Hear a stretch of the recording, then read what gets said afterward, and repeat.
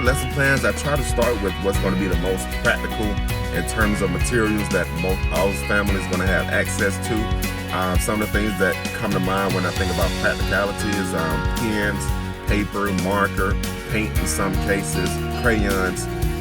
Once I kind of figure those things out, that's where I kind of start to build my lesson.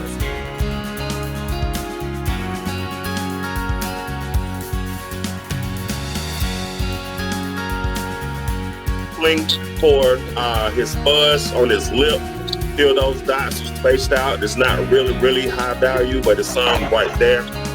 You have ink or just a contour ink marks right here to kind of emphasize.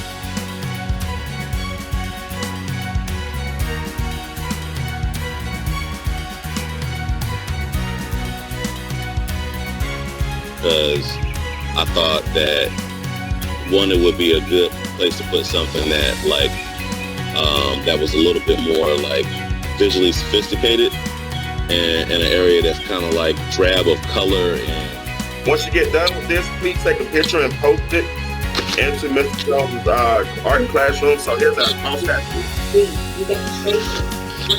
Mr. Jones.